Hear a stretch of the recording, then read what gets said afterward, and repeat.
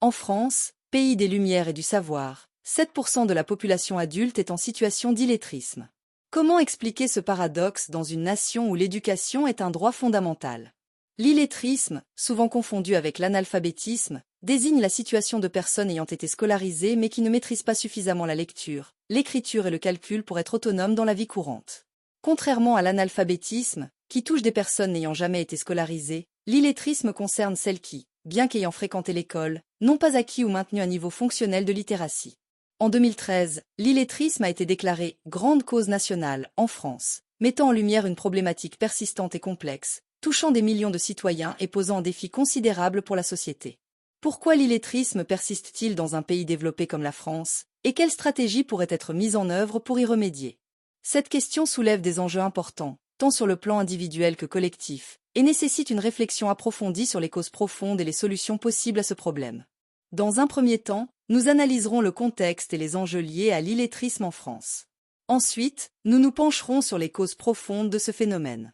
Enfin, nous proposerons des solutions pour lutter contre ce fléau et en évaluerons l'efficacité. L'illettrisme en France concerne environ 2,5 millions de personnes, soit 7% de la population âgée de 18 à 65 ans. Ce chiffre, bien que stable au fil des années, reste préoccupant car il touche une partie non négligeable de la population. Il est particulièrement inquiétant que ces personnes aient toutes été scolarisées, ce qui met en évidence les lacunes du système éducatif en matière de prévention de l'illettrisme. Les groupes les plus touchés sont ceux qui se trouvent déjà en situation de vulnérabilité, les personnes âgées, qui peuvent perdre leurs acquis en raison de la désuétude de certaines compétences, les populations en situation de précarité, pour qui l'accès à l'éducation et aux ressources culturelles est souvent limité, les migrants, confrontés à des défis linguistiques et culturels supplémentaires, et les personnes vivant en milieu rural, souvent isolées et moins bien desservies par les services éducatifs. L'illettrisme est un enjeu majeur car il entrave l'accès à l'emploi, limite la participation à la vie citoyenne et constitue une forme de marginalisation sociale. Pour les individus concernés, l'illettrisme représente une véritable barrière à l'intégration sociale et économique. Sans les compétences de base en lecture, en écriture et en calcul, il est difficile de trouver un emploi stable, de suivre des formations professionnelles ou même de participer pleinement à la vie de la communauté. L'illettrisme a également des conséquences plus larges sur la société, notamment en freinant le développement économique. Une main-d'œuvre peu qualifiée est moins productive, ce qui peut affecter la compétitivité du pays. En outre, l'illettrisme peut compromettre la cohésion sociale en créant des inégalités d'accès aux droits fondamentaux, comme l'éducation, la santé et l'exercice de la citoyenneté. L'illettrisme engendre aussi un coût économique non négligeable pour la société. Les personnes illettrées sont souvent plus exposées au chômage ou à des emplois précaires et peu rémunérés, ce qui peut les rendre plus dépendantes des aides sociales. De plus, l'accès limité à l'information et aux services, y compris numériques, peut exacerber l'exclusion sociale, créant un cercle vicieux de marginalisation. Un des principaux facteurs de l'illettrisme est l'échec scolaire précoce.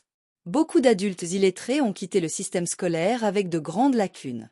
Ces difficultés peuvent être liées à un manque de soutien familial, à des troubles de l'apprentissage non diagnostiqués ou à des conditions socio-économiques difficiles. Par exemple, un enfant grandissant dans un environnement familial où l'éducation n'est pas valorisée, où les parents eux-mêmes sont en situation d'illettrisme est moins susceptible de recevoir le soutien nécessaire pour réussir à l'école.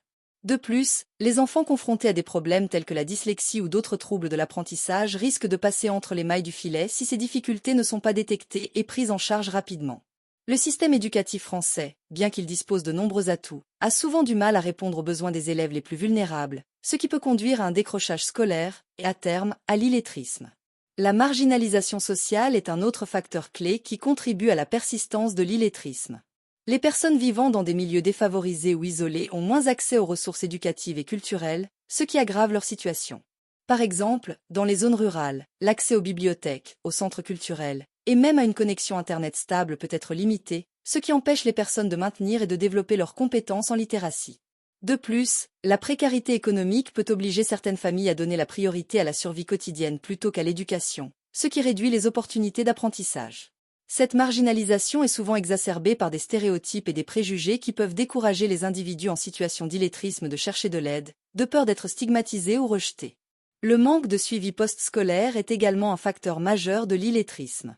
Les dispositifs d'accompagnement pour les adultes en situation d'illettrisme restent insuffisants, avec un manque de formation continue ou de programmes de rattrapage adaptés. Après avoir quitté le système scolaire, beaucoup de personnes en situation d'illettrisme n'ont pas accès à des programmes de formation adaptés à leurs besoins.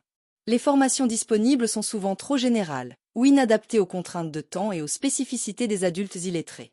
De plus, les initiatives d'alphabétisation sont souvent mal connues ou difficiles d'accès pour les populations concernées. Ce manque de soutien continu peut entraîner une dégradation progressive des compétences en lecture et en écriture, rendant les individus de plus en plus vulnérables à l'illettrisme au fil du temps. Une étude de l'INSEE révèle que les régions les plus touchées par l'illettrisme sont souvent celles où le taux de chômage est élevé, comme les Hauts-de-France, et où l'accès à la culture et à l'éducation est limité. Dans ces régions, les disparités socio-économiques sont plus marquées, et les opportunités d'éducation de qualité sont souvent insuffisantes. Par exemple, dans certaines zones rurales ou périurbaines, les infrastructures éducatives sont moins développées, et les enseignants peuvent être moins bien formés pour gérer la diversité des besoins éducatifs des élèves. De plus, le manque de services publics, comme les transports ou les bibliothèques, limite l'accès à des ressources éducatives en dehors de l'école. Ce contexte socio-économique difficile crée un terreau propice à la persistance de l'illettrisme, malgré les efforts déployés pour réduire ce phénomène. L'illettrisme a des conséquences graves sur la vie des individus et sur la société. Sur le plan de l'emploi, les personnes illettrées sont plus susceptibles de rester au chômage ou d'occuper des emplois précaires et peu rémunérés. Dans un marché du travail de plus en plus exigeant, où la maîtrise des compétences de base est essentielle, l'illettrisme constitue un obstacle majeur à l'accès à des emplois stables et bien rémunérés. Les employeurs sont souvent réticents à embaucher des personnes qui ne maîtrisent pas les compétences de base en lecture, écriture et calcul, car cela peut affecter la productivité et la qualité du travail. En outre, les personnes illettrées ont souvent du mal à accéder à des formations professionnelles, ce qui limite leurs opportunités de progression de carrière. Ce manque d'accès à des emplois de qualité renforce la précarité économique et la dépendance aux aides sociales, créant un cercle vicieux de pauvreté et d'exclusion.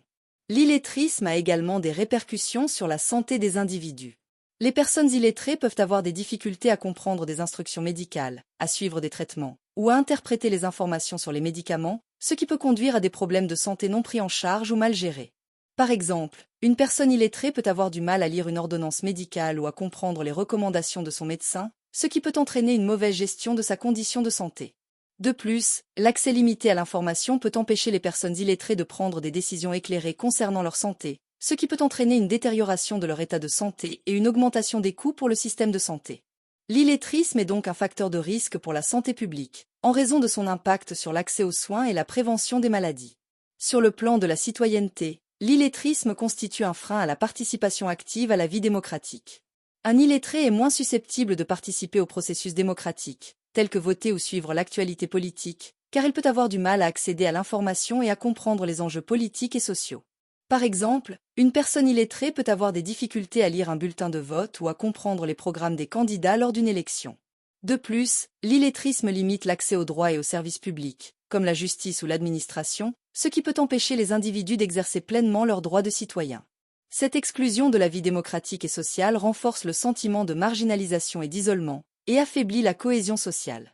L'illettrisme n'est donc pas seulement un problème éducatif, mais aussi un enjeu de citoyenneté, qui touche au cœur de la participation démocratique et de l'inclusion sociale.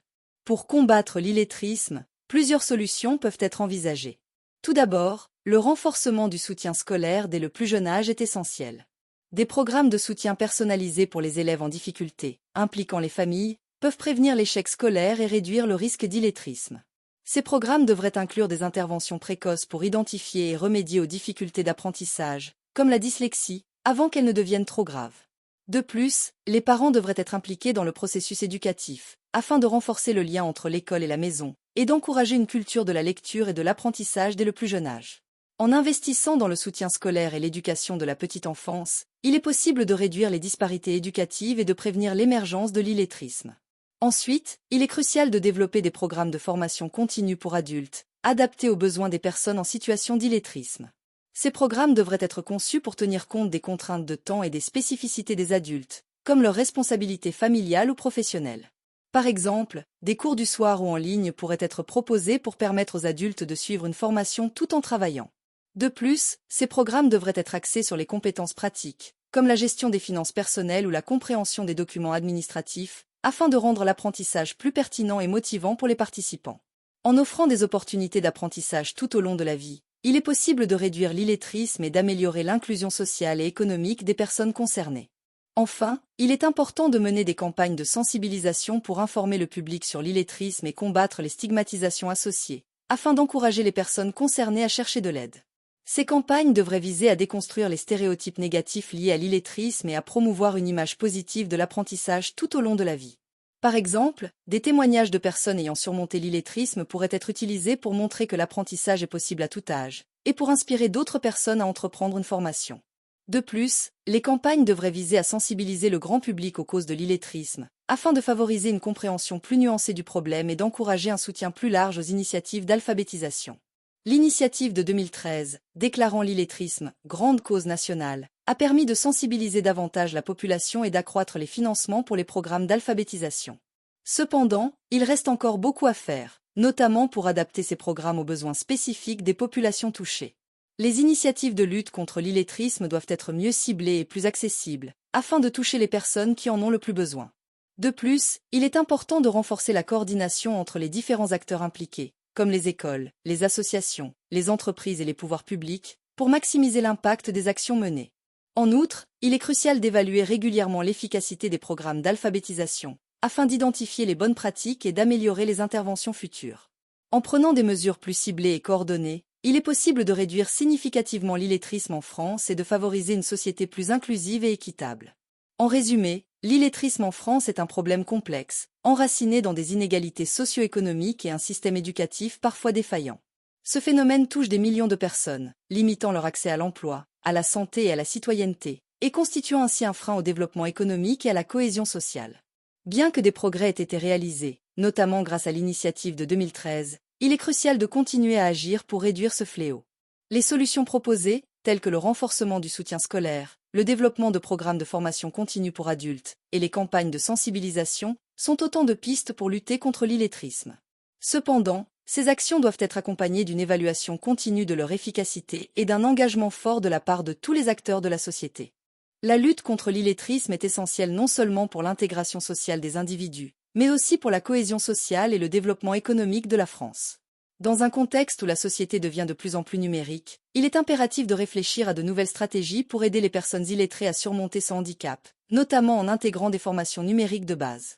Le défi à venir sera d'assurer que personne n'est laissé pour compte dans cette transition numérique, et que chacun puisse participer pleinement à la vie sociale, économique et démocratique du pays.